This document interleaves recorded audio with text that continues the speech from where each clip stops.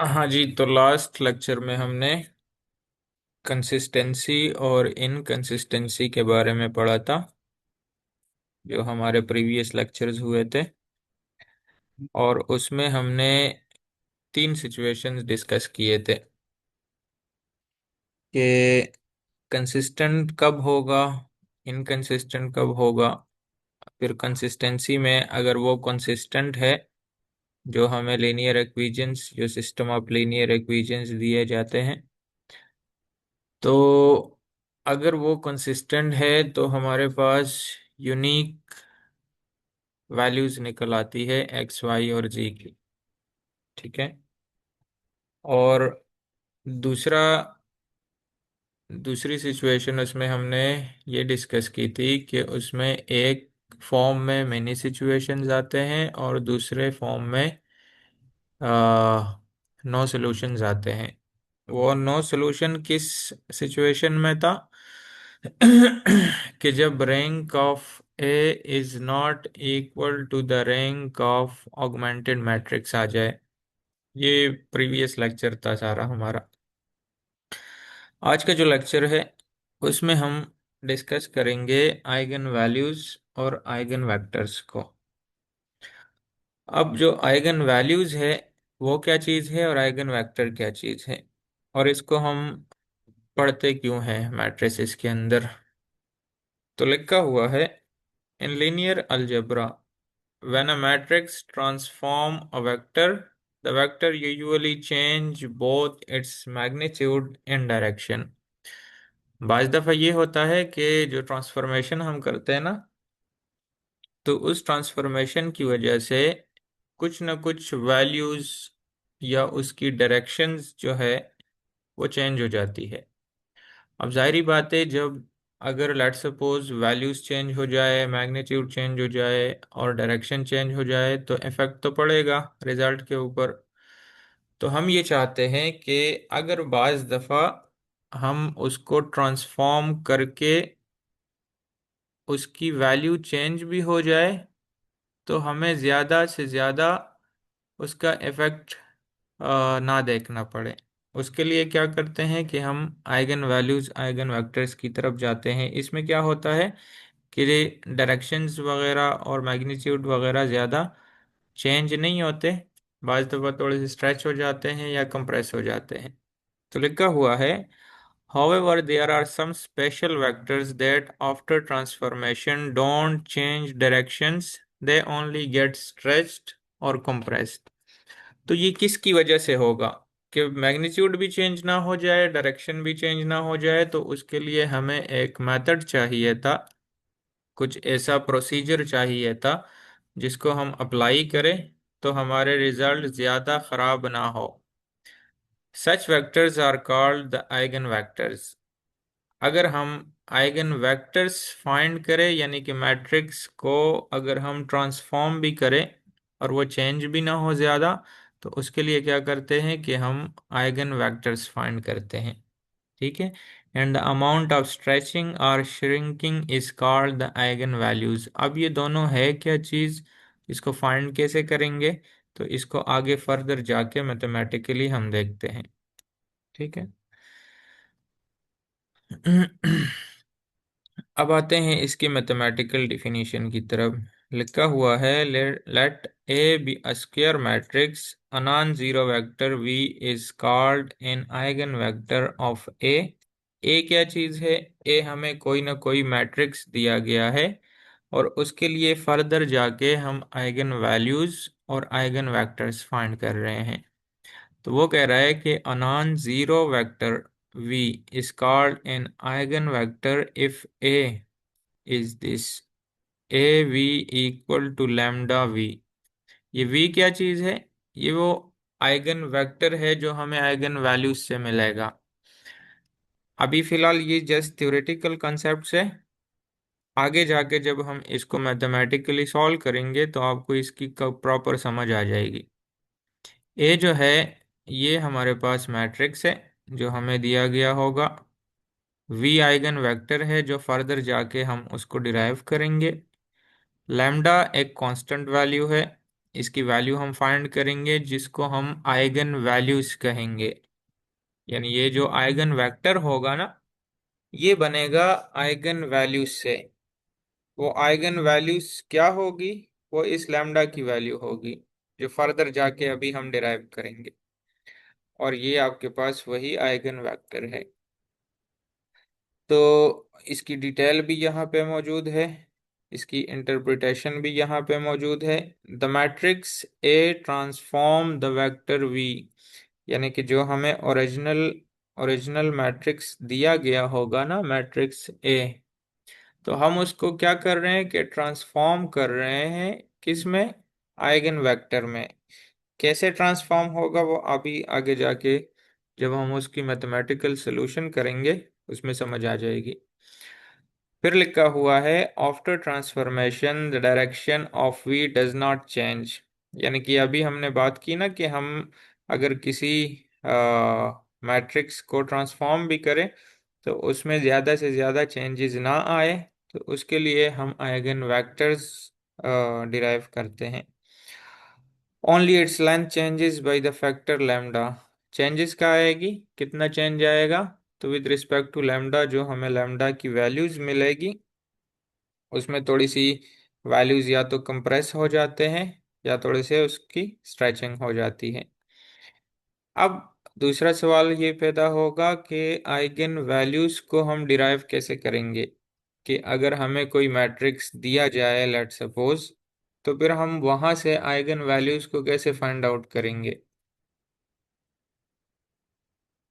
उसके लिए हम ये जो फॉर्म है ना, इसको यूज करेंगे। ठीक है, जो हमें ये इक्वेशन दिया गया है, इसको अगर हम इस साइड पे ले आएंगे तो ये बन जाएगा A v minus lambda v equal to zero. दोनों में से हम v को कॉमन ले लेते हैं, ये आ जाएगा a माइनस लैम्डा आइडेंटिटी। ये क्या है? ये एक आइडेंटिटी मैट्रिक्स है जो लैम्डा के साथ लगेगा। ठीक है, जाहिर बात है क्योंकि यहाँ पे मैट्रिक्स होगा, यहाँ पे। ठीक है, तो इस मैट्रिक्स से अगर हम इस लैम्डा को माइनस कर रहे हैं तो उसके साथ एक दूसरा मैट्रिक्स होना चाहिए था। और वो मैट्रिक्स कौन सा है? वो हमने साथ में आइडेंटिटी मैट्रिक्स लगाया, कोई फर्क नहीं पड़ता उससे। ठीक है, अगर मैट्रिक्स यहाँ पे 2 बाई 2 का मैट्रिक्स हो, तो ये जो आइडेंटिटी मैट्रिक्स होगा ये भी 2 बाई 2 का होगा। अगर क्वेश्चन में मैट्रिक्स 3 बाई 3 का मेंशन हो, तो ये वाला आइडेंटिटी मैट्रिक्स ये भी 3 बाई 3 का होगा। वो अभी क्वेश्चन में आगे देख लेंगे। For non zero vector v, vector v क्या है? ये वो आइगन वेक्टर है। The determinant must be zero. Determinant इसका इक्वल टू जीरो पुट करेंगे। जब हम इसको इक्वल टू जीरो पुट करेंगे तो यहाँ से हमारे पास लैम्डा की वैल्यूज आएगी। कैसे बनेगी? तो इसको चेक कर लेते हैं। यानी कि आपने जहन में रखना है इस फॉर्म को। जब आइगन वैल्यूज फाइंड करने की बात आएगी तो आपने ये जो इक्वेशन है इसको फाइंड आउट करना होगा। ठीक है, ये पूरी कहानी जो ऊपर हमने बताई ना, तो उसके लिए सबसे पहले आइगन वैल्यूज कैलकुलेट होंगे। तो आइगन वैल्यूज के लिए हम ये जो फॉर्म है इसको यूज करेंगे। Determinant of A minus lambda identity equal to zero. आप इसको इस फॉर्म में भी लिख सकते हो और इस फॉर्म में भी लिख सकते हो। इसको आप ऐसे भी लिख सकते हो, ए माइनस लैम्डा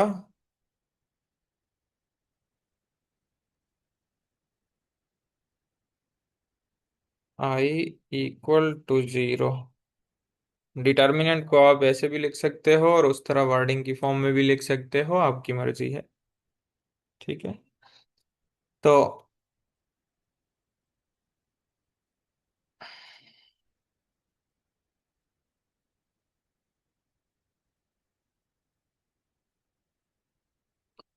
अब हमें एक क्वेश्चन दिया गया है जिसमें लिखा है कि find the eigen values and eigen vectors.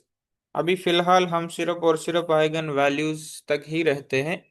Eigen vectors नहीं फाइंड कर रहे हैं अभी, हम सिर्फ आइगन वैल्यूज को फाइंड कर लेते हैं। ठीक है, क्योंकि आइगन वेक्टर्स का फॉर्म जो है ना वो अलग है। ये जो दिया गया है ये वाला, ये हमने यूज करना है आइगन वैल्यूज के लिए। ठीक हो गया।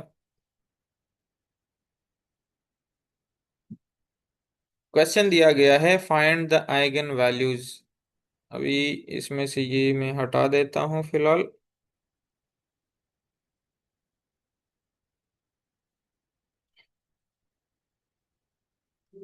इसको हटा देता हूँ।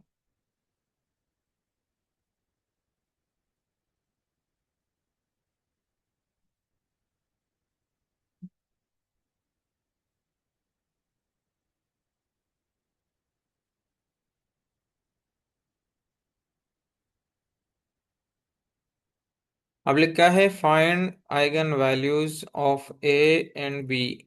दो क्वेश्चन हमें यहाँ पे मेंशन है, तो सबसे पहले हम इस ए वाले को सॉल्व कर लेते हैं और फिर बी को सॉल्व कर लेते हैं। ठीक है, तो यहाँ पे आते हैं और सॉल्यूशन में लिख देते हैं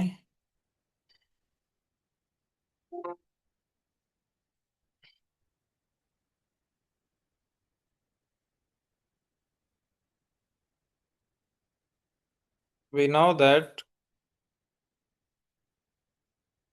for eigenvalues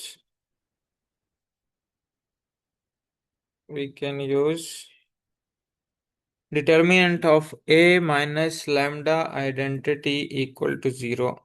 तो अब हम इसमें ये वैल्यूज पुट कर देते हैं जो क्वेश्चन में हमें दिए गए हैं। ए की जगह पे हम पुट कर देते हैं ए मैट्रिक्स जो क्वेश्चन में मेंशन होगा, और क्वेश्चन में मेंशन है 4 1 2 3, 4 1 4 1 2 एंड 3। और इसी तरीके से आइडेंटिटी मैट्रिक्स का आप लोगों को पता है, this is equal to 1 0 0 and 1। ठीक है, देखो हमें क्वेश्चन दिया गया था इस फॉर्म में, इसको भी यहाँ लिख देता हूँ। इस क्वेश्चन के लिए हमने आइगन वैल्यूज फाइंड करने थे। आइगन वैल्यूज फाइंड करने के लिए हमारे पास फॉर्म मौजूद है, तो ये फॉर्म यूज करेंगे। Thank you. तो हमें खाना कैसे ही क्लास है। ये इनके ऊपर लिखेंगे, इनको कहेंगे भाई इसके पैसे हम्म, लेंगे। अच्छा, अब देखो ए की जगह पे हमने मैट्रिक्स ए को पुट किया और आई की जगह पे हमने आइडेंटिटी मैट्रिक्स को पुट किया। ठीक है, अब क्या करते हैं कि ये जो लैम्डा है इसको अंदर जाके मल्टीप्लाई कर देते हैं। So this will be equal to like this, ये आ जाएगा। अगोर चलो मेहनत वैसे रखिए, खुद ही बता सॉल्व किए हो जो।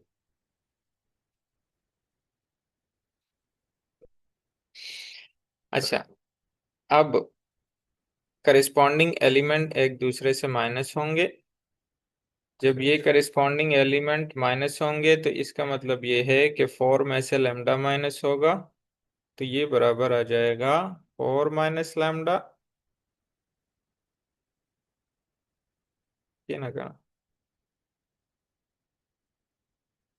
1 - 0 होगा तो वो 1 ही रहेगा, 2 - 0 होगा तो ये 2 ही रहेगा, 3 - लैम्डा होगा तो ये आ जाएगा 3 - लैम्डा।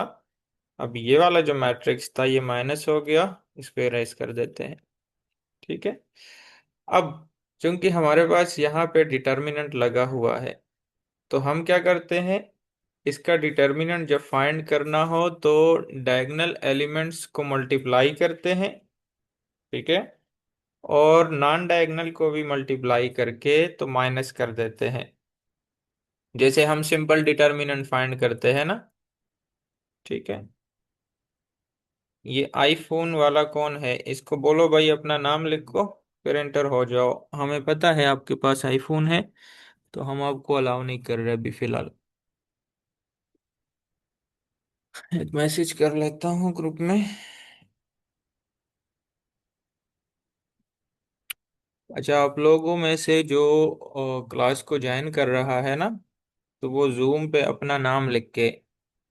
ठीक है, अभी एक आईफोन वाला आ रहा था, तो हमें पता है आपके पास आईफोन है। तो आप ऐसे करो कि अपना नाम उसका चेंज करो, ताकि हमें पता चले कि कौन ज्वाइन कर रहा है। अपने नाम से ज्वाइन करो, फिर जाके एडमिट होगा। अच्छा जी। तो अब हम इसका डिटर्मिनेंट फाइंड कर लेते हैं। डिटर्मिनेंट फाइंड करेंगे तो डायगोनल एलिमेंट्स को मल्टीप्लाई कर लेते हैं, ये आ जाएगा इस तरह से। कंट्रोल सी, मल्टीप्लाई बाई,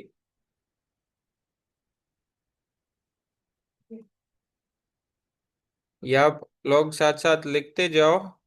ठीक है, तो वो आपके लिए ज़्यादा बेहतर होगा।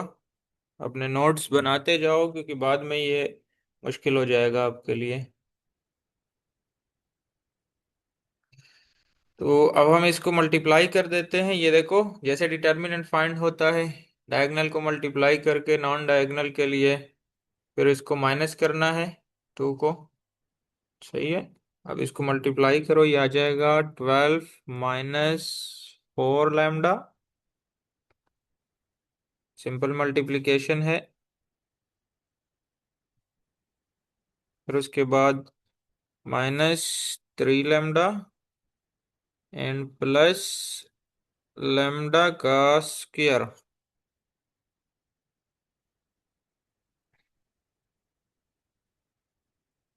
-2 इक्वल टू 0। हमने क्या किया, इन दोनों को मल्टीप्लाई कर दिया। अब इसको सिंप्लीफाई कर देते हैं। After simplification this will be equal to, lambda square को पहले लिख देते हैं।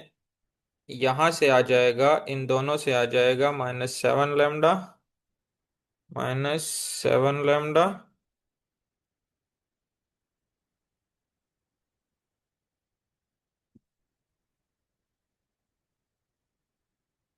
और 12 - 2 से आ जाएगा 10।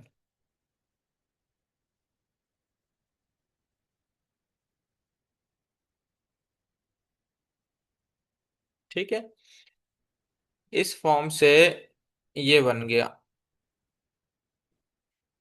सिंप्लीफिकेशन सिंपल है, वो आप लोगों को पता है। ठीक है। अब क्वाड्रेटिक फॉर्म बनी है, तो क्वाड्रेटिक इक्वेशंस को किस तरीके से सॉल्व कर सकते हैं वो आप लोगों को पता है। तीन मेथड्स आप लोग यूज करते हो: quadratic formula, factorization and completing square. तीनों में से आपको जो इजी लगे वो वाला मेथड यूज कर लेना। अब हम इसके ऊपर फैक्टराइजेशन अप्लाई करते हैं, तो ये बन जाएगा कुछ इस तरह से। -7 को अगर हम ब्रेक करें, तो ये आ जाएगा 5 एंड -2। फैक्टराइजेशन में क्या करते हैं, फर्स्ट और लास्ट को मल्टीप्लाई करते हैं। ठीक है। और फिर ये जो मिडिल की टर्म है, इसको दो हिस्सों में ब्रेक करते हैं। ऐसे दो नंबर जिसके एडिशन से हमें मिडिल की टर्म मिले, और हम इन दोनों को मल्टीप्लाई करें तो उससे ये जो फर्स्ट एंड लास्ट की मल्टीप्लिकेशन है, ये वाला नंबर मिले। तो आप देखो, -5 और -2 से -7 आ जाएगा, और दोनों को प्लस मल्टीप्लाई करेंगे तो +10 बनेगा। ठीक है। उसके बाद दो दो के पेयर्स बना लेते हैं।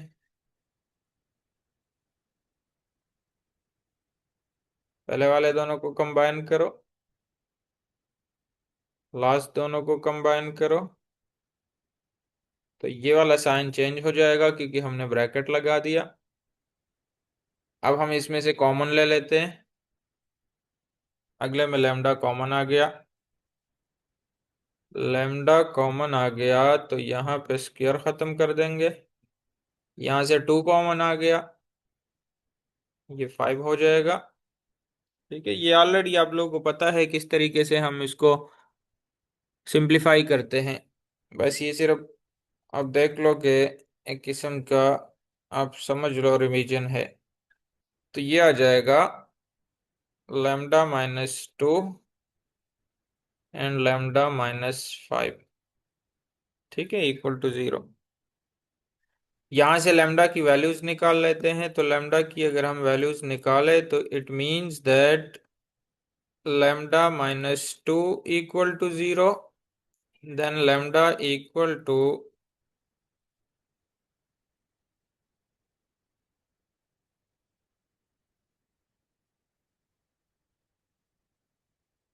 +2।